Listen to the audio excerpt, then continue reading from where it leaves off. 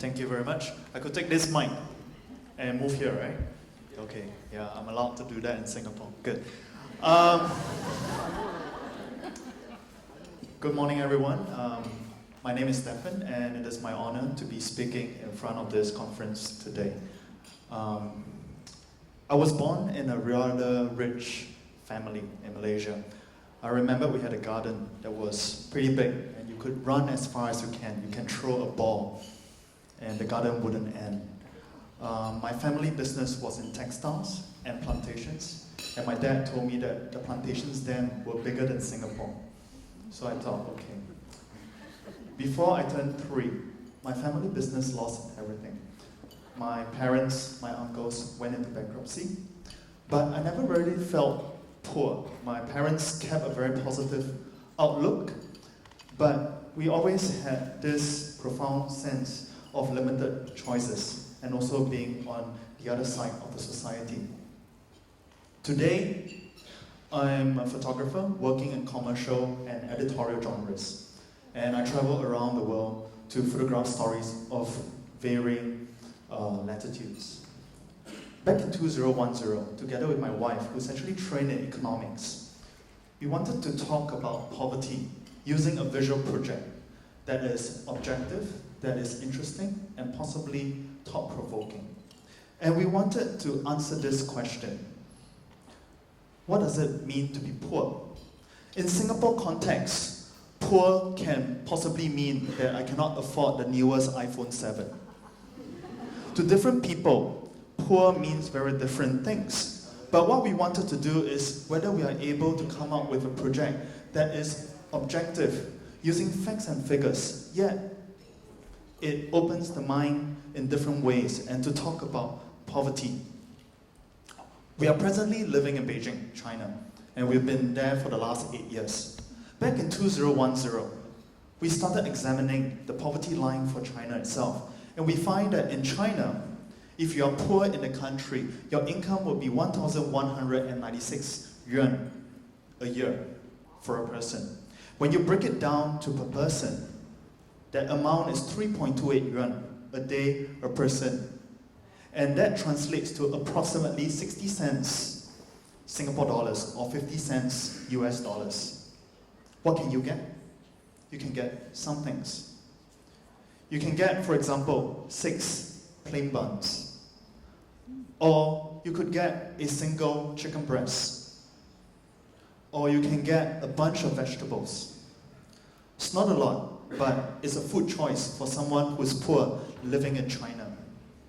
We published the results, and the results were actually shown to American media. American media picked it up. And some of the early comments that I saw, and one of them that struck me, was they were accusing the artists of being very cruel.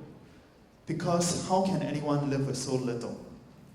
Eventually, the project went viral. It jumped from American media into European media, and they started reporting about this.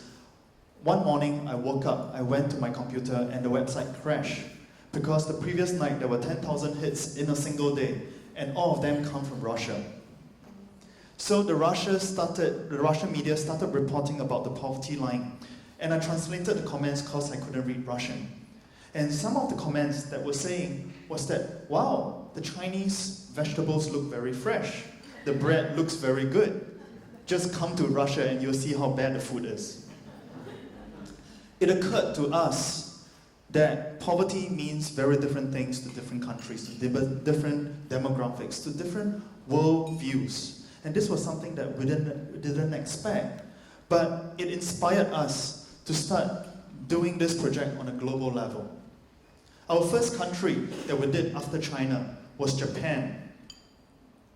And immediately, with a very similar concept of photographing food on newspapers, you get a different cultural sense that we are in a different country.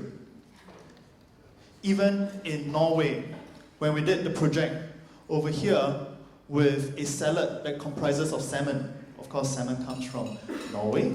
And interestingly, you will see an advertisement where the headline says, "Where others see only jungle, we see profit."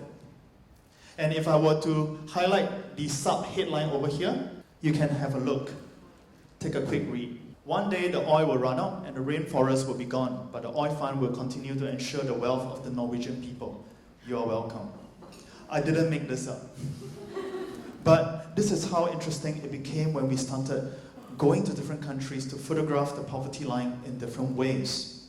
What we find is poverty is a global problem, but different countries define it differently. So how do we make this as consistent as we can? Because obviously as economists, as journalists, it's always a challenge to bring all these things together, and we are very careful about that. So we have largely divided this into two broad country blocks. Developing countries, like India, often depends on an absolute poverty line, or the sustainability line, where how much does it cost to purchase perhaps 2,400 calories of food?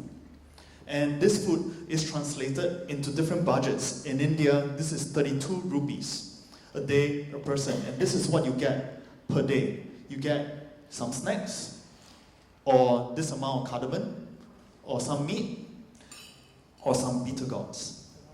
In developed countries, we look at it from a relative poverty line, where you look at the median income as a starting point, and from the median income itself, you take the percentage. And then from the percentage, we take the percentage that is dedicated to food, which is usually 15 to 25% of the overall budget, because in a developed world, services, transportation also costs a lot. And so in Germany, for example, the poverty line for food is 4.82 euros, and this is what you get. Maybe 4 sausages, some bread, lettuce, and so on. The approach that we try to take when we photograph the poverty line is a very typological approach. This is a very popular movement that was started by a German duo, Bernd and Hila Berger, who created this seemingly mundane series of works where everything is very consistent. But as you start examining individual images, you start seeing the differences and the intricacies. And it also allows us to look at poverty from a slightly different angle. In this case, this is the Taiwanese poverty line. Every country that we go to, we photograph 60 to 100 different items. And the food choices is also inspired by a book that we read, The Poor Economics. I think this has been quoted earlier by a panelists. And inside, it talks about how poor people are irrational, just like everyone else. Is that when you have an increase in income, you actually spend it on better calories, not necessarily more calories. So because of that, we actually photograph a wide spectrum of local foods that's found in the country itself. And along the course of our work, as we go into different countries, we find that what we learn from the statistics and what we see on the ground have different lessons. When we did the project in America, back in 2011, we find that apart from the poverty line, which is $4.91 US, the poverty rate at that point was 15.1%. 46 million people in America were defined as poor. And this is actually the highest proportion of people who is considered poor in 50 years. Even in Hong Kong, when we started doing this project, people will look at this and say, well, actually the Hong Kongers are quite fine, you know, they get a lot of food for what the poor has. And indeed, the amount is not low, it's 44 Hong Kong dollars, or nearly 9 Singapore dollars. But what we also realize, in the background of the newspapers, the project was actually shot a day after one of the largest protests in Hong Kong up to that point, where 220,000 people went on the streets back in 2011.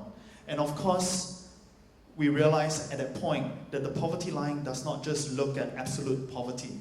It also looks at rising inequality or the rising unfairness, and therefore perhaps even document the trajectory of the Brexit, the Occupy Wall Street, and eventually this accumulating into Occupy Central Hong Kong for a few months. And one of the other things that we learned, one of the misconceptions, is that we believe that inflation is a linear curve where food will just get increasingly expensive as time goes by. When we were in Vietnam photographing the poverty line, I spoke to the vegetable sellers. And one of the stories that I really remember very well is that I asked her, how has prices of food changed over the last 5 years? And then she said, oh, it has dropped. I'm like, huh, why? And then she said, oh, because of the China imports. And so China has been very aggressive in importing agricultural goods into Vietnam, driving prices down. In the short term, the consumers win. But over long term, I wonder what will happen to the farmers in Vietnam, as well as other countries, because I don't know whether this is necessarily a good thing. Why is the poverty line important? I think when we started doing this project, I remember back in 2010 when I was given the figure of China's, which is 3.28 yuan. I remember telling myself, this is quite a ridiculous low amount. One of my favorite places that I go to frequently is Starbucks. And I'll often buy my coffee there. A Starbucks coffee costs about 20 yuan at a time, which is almost a week's budget for someone who's poor in China. Just think about it. A cup of coffee equivalent to a week's budget worth of food for someone who's poor. I believe I may belong to a middle class because I can afford Starbucks. And I forget what it means to be living at the poor. And I think for the poverty line itself, it reminds us the choices that poor people will face. I remember doing this project even among the informed. I was staying with a friend who's a Reuters photographer in Mumbai. When I told him that we were working on the poverty line in India, and the budget is 32 rupees, his first comment is, oh, you can't get anything with that. You can. You can get 5 kilos of potatoes. You can get quite a bit of onions. You can get bread. You can't go out and eat well. You can't buy something that has been processed. That would be rather expensive. But it connects us back to what it means to be poor. And it doesn't matter whether you're a billionaire, a white-collar worker, or a construction worker. Every day you encounter food. And the poverty line uses the most common denominator, food, to suggest the inequality of what the poor would face. We have been privileged to be highlighted by some of the major newspapers and organizations to help promote this body of work itself. We have also done a lot of large-scale exhibitions. This is an exhibition that we just did in Paris last year, and it was pretty well attended. At the same time, we've been giving lectures to institutions, to conferences, to different places, even do a workshop for 300 participants at the TEDx Taipei last year. Our materials have been used by teachers, lecturers, NGOs, and the media to basically talk about poverty, but through a different angle. And for that, we are grateful. The work is also in the permanent collection of the Chicago Museum of Contemporary Photography, as well as the Kafa Museum in Beijing. Today, we have started this project 6 years ago, and we have covered 29 countries across 6 continents. And we physically go to each country to photograph this project. Our latest country is Myanmar, a country that has just recently opened their borders to the world economy. And this was actually just done about 3 weeks ago. And when I went into the local markets to buy the food and to do the project, I was actually helped by a local assistant who's a drummer in one of the hottest punk bands in Myanmar. So think about that. It was very interesting. And one of the things that I observed uniquely about Myanmar was that when I went to the local markets, we went to a field. Almost all the produce, whether it's vegetables, fruits, meat, is all produced within Myanmar. Proudly produced in Myanmar, as they would tell me. And I wonder how the opening of the economy would change things 5 years from now, or 10 years from now. But we are glad that we are able to see this spectrum of situation at that point. At this point of time, the project itself is completely self-funded by me and Hui Yi. Why do we do this? I'm a photographer and I had my start in news photography, and I think I had a dream of educating people. I also see that there's a rising challenge where we live today in a news cycle that's increasingly very fast. It's increasingly what is important today becomes less relevant tomorrow. How do you create a work that stays relevant and perhaps important tomorrow? And for us, the poverty line is a project that's almost disguised as art, but shrouded and entrenched with factual facts, talking about the problems that we live with today. We are constantly looking for researchers and platforms to work with, and we are very glad to be here. So, thank you very much.